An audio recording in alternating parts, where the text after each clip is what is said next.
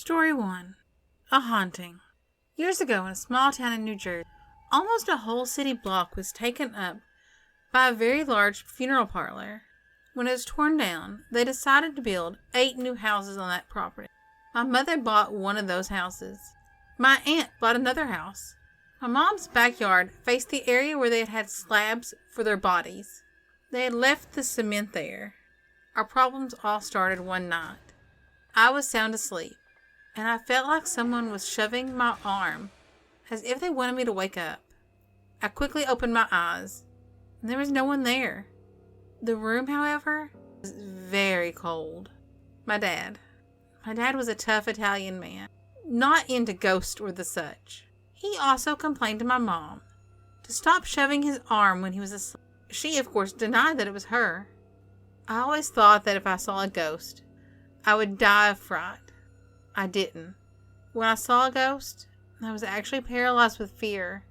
I was sleeping, and all of a sudden, I just opened my eyes, and to my left, there was a figure floating above my little sister. I don't know why I knew it was a young girl, but I did. There weren't any facial features, but again, I knew it was a girl. The eyes were hollow. Her hands were stretched out over my little sister.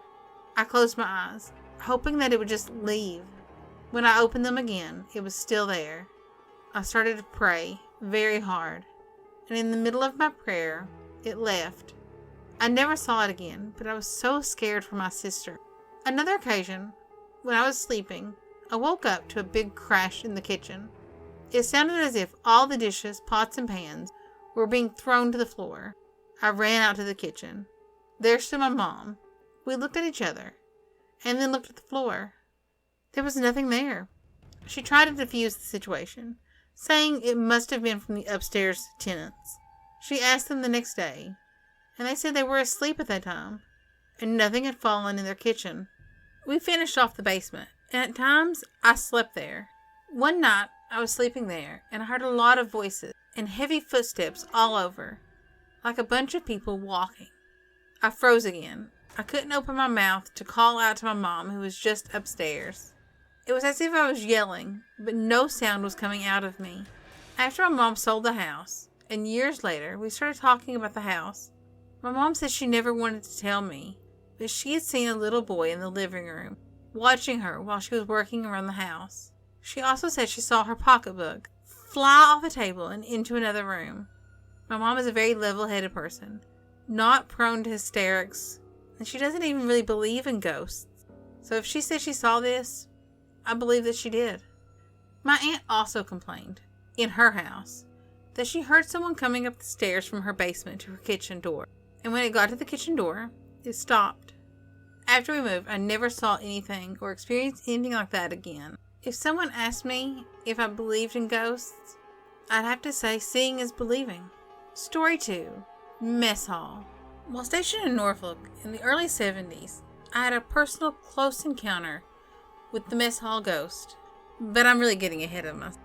The way the story goes is back during the Korean War, there was a sailor who was murdered in the mess hall while eating his noon meal. Yet somehow no one saw, heard, or knew anything in the crowded chow hall.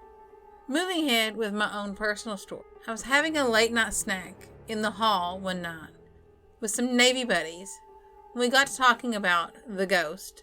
Sadly, I forget this unfortunate gentleman's name, but at the time we knew, and so being sailors, we had challenged him to make his presence known, and he proceeded to do just that. There was this toothpick dispenser, had a flip top on it. No one was anywhere near it. All of a sudden, it flipped up by itself and threw a toothpick at us. We were believers after that. Story 3. Nellis Air Force Base. I was house sitting for a friend on Nellis Air Force Base, in base housing. He had told me before that he had seen a figure move from his hallway to his living room, but that had been about a year before, and he hadn't experienced anything since. I got to his house around 5 p.m. I placed all of my things from my pocket into my hat. My wallet, my keys, my sunglasses, my pager, all went into the hat, so it'd be quicker for me to grab everything the next morning. I did some laundry, made some dinner, and watched a movie. I did not touch anything in the hat the entire night. At about 1:30 a.m., I woke to the sound of pounding, like someone was at the door. I got up and checked the door, but there was no one there. I went to the bathroom. I returned to the living room, where I was sleeping on the couch. As I entered the living room, I noticed a small black object in the middle of the living room floor. It was almost pitch black in the room, except for some light entering through the window, so I had no idea what it was. As I slowly approached it, I saw that it was my pager, standing on end in the middle of the floor. I knew that I had placed it in my hat when I walked through the door at 5 p.m. And here it was, 1:30 a.m., in the middle of the living room floor. I placed it back in my hat. I laid down and I went back to sleep. The next morning, I did some experiments with my pager to see how many times it would have to be dropped on the floor to get it to land perfectly on its end. The pager is definitely side heavy due to the belt clip. It was impossible to make it land on its end. I just can't explain it. Story 4. The Haunted House. Beth, my sister's friend, lived in a haunted house. Her house is in front of a graveyard. It has a grave that glows every night. The name on the grave has been erased over the years because it's old. The ghost of that grave lives up the stairs where Beth's bedroom is. Beth has seen the ghost multiple times, shoving things off her dresser. The ghost also unplugs her radio at night. I guess maybe the ghost doesn't like music, or at least Beth's type of music. Also in our town, there's this house that me and my friend like to ride our bikes to a lot. We like exploring old houses. We were exploring this house until we then noticed the attic was making sounds like someone was walking around. We didn't really want to see what was making the sound, but curiosity got the best of me.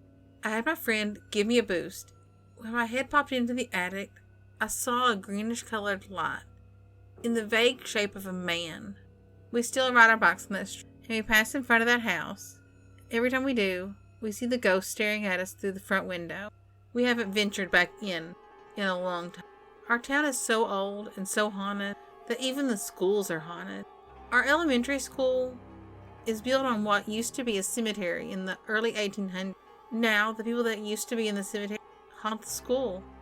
I remember back in 3rd grade, we used to have freaky things happen in class. Once, all the doors and windows in the class shut at the same time.